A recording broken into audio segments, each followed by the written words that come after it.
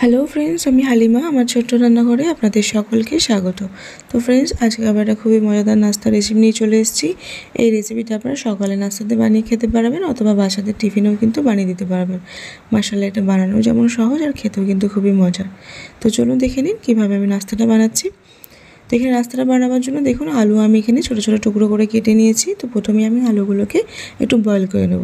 তো বন্ধুরা, আমি স্টেপ বাই স্টেপ দেখাবো, স্টেপগুলো ফলো করে আপনারা বানাবেন। আলহামদুলিল্লাহ, আপনাদের রেসিপিটাও পারফেক্ট হবে।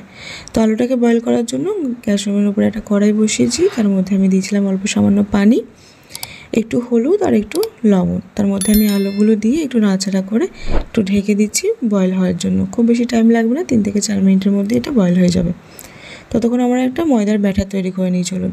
তো ময়দা আমি এখানে নিয়েছি, আপনারা চাইলে গমের আটাও কিন্তু নিতে পারেন। তো ময়দার মধ্যে আমি অল্প সামান্য লবণ দিয়েছি, একটা ডিম ভেঙে দিলাম, আর 1 কাপ মতো এখানে আমি নিয়েছি লিকুইড দুধ। তো এই সমস্ত উপকরণগুলো আমি একটু চামচে করে একটু মেখে নিচ্ছি প্রথমে। তো এটা খুব ভালোভাবে আমার মিক্স করা হয়ে গেছে। এবার আমি নর্মাল পানি দিয়ে একটা স্মুথ ব্যাটার তৈরি করে নেব। তো পানিটা আমি একটু একটু করে দেবো, একবারে সবটা দেবো না।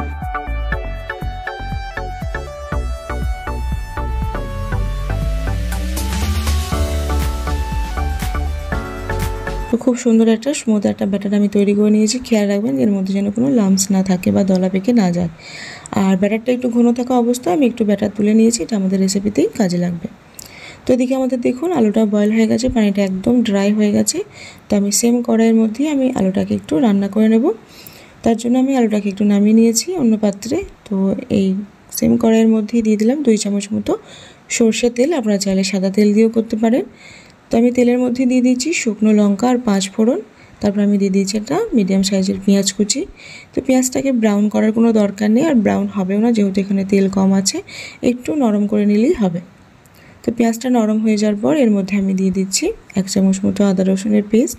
তো আদা রসুনের পেস্টের কাঁচা গন্ধটা যা পর্যন্ত কিন্তু ভালো করে একটু ভুনে নিতে হবে। তো খুব ভালো করে আমি দেখুন ভুনে নিয়েছি, আদা রসুনের কাঁচা গন্ধটা চলে গেছে। তো এই মুহূর্তে দেখুন পেঁয়াজটাও কিন্তু ব্রাউন হয়নি, যেহেতু তেলটা কম দেওয়া আছে।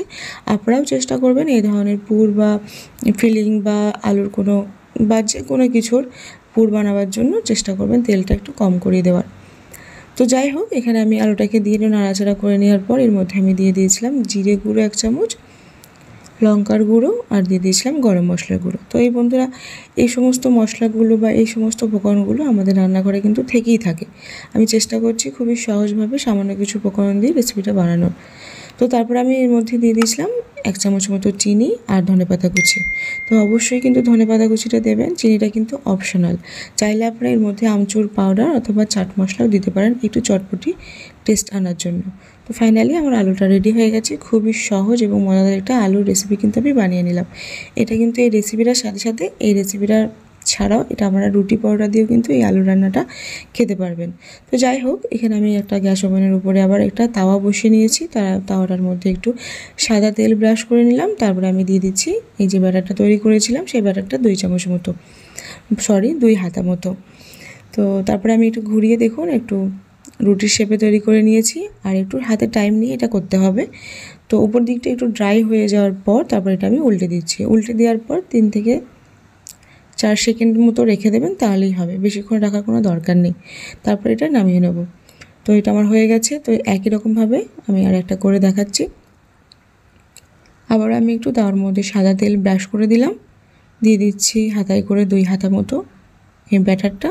একটু ঘুরিয়ে গোল করে আমি রুটি শেপ করে নিলাম। একটু হাতে টাইম নিয়ে এটা করতে হবে। উপর দিকটা দেখুন খুব ভালোভাবে ড্রাই হয়ে গেছে। তারপরে আমি এটা উল্টে দিলাম। উল্টে দিয়ে খুব বেশিক্ষণ এটা করতে হবে না, যেহেতু এটা আমি একটু হাতে টাইম নিয়ে করেছিলাম। তো হয়ে গেছে বেশ। এটা এইভাবে করে আমি প্রায় 7 থেকে 8টা মতো তৈরি করে নিয়েছিলাম। হ্যাঁ, এখানে আমি 250 গ্রাম মতো ময়দা নিয়েছিলাম। তো 250 গ্রাম মতো ময়দাতে আমার 8টা মতো নাস্তা রেডি হয়েছিল। আর আলু নিয়েছিলাম মিডিয়াম সাইজের 3টে মতো। তো ফাইনালি নাস্তাটা বানাবার জন্য সব কিছু আমার রেডি হয়ে গেছে। এবার দেখুন আমি রুটিটা বানাবার সময় যে দিকটা আমার তাওয়ার দিকে ছিল, যেটা ব্রাউন হয়ে গেছে আর কি, সেই দিকটায় আমি আলুর পুর দিলাম। তো একটা সাইড আমি একটু মুড়িয়ে নিয়েছি, তারপরে তার অপোজিট সাইডটাও মুড়িয়ে নিলাম, এবং যে ব্যাটারটা আমি তুলে রেখেছিলাম ব্যাটারটা আমি দিয়ে একটু সিল করে দিলাম। এটা আমাদের এখানে গাম বা আটার মতো এখানে কাজ করবে। তো আমি এখানে একটু দেখিয়ে দিচ্ছি আপনাদেরকে, একটু বোঝানোর কিছু নেই, দেখে একটু বুঝে নিতে হবে আর কি। তো দেখুন মুড়ি একটা ছোট্ট মতো একটা মোগলাইয়ের মতো হয়ে গেছে। তো আবার একটা দেখিয়ে দিচ্ছি, মাঝখানে আমি দেখুন আলুর পুরটা দিয়েছি, তারপরে একটা সাইড আমি মুড়িয়ে দিলাম, অপোজিট সাইডটাও মোড়াচ্ছি, আর এখানে দেখুন সিল করছি আমি যে আটার ব্যাটারটা তৈরি রেখে দিয়েছিলাম বা তুলে রেখেছিলাম সেটা দিয়ে।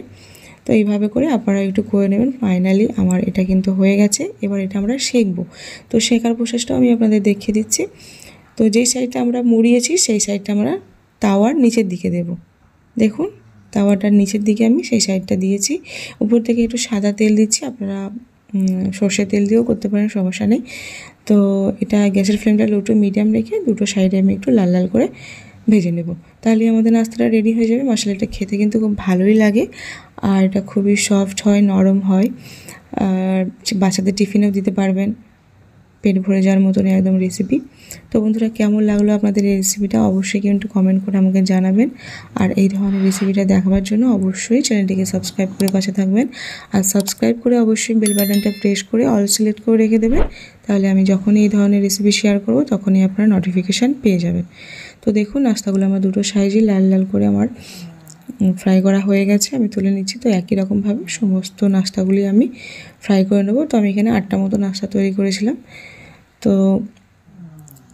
ফার্স্ট ব্যাচটা আমার হয়ে গেছে, সেকেন্ড ব্যাচটাও হয়ে গেছে। ফাইনালি আমার নাস্তাগুলো রেডি হয়ে গেছে খাওয়ার জন্য। এটা একটু টমেটো সস দিয়ে খেলে দারুণ লাগবে। তো বন্ধুরা অবশ্যই কিন্তু ট্রাই করবেন।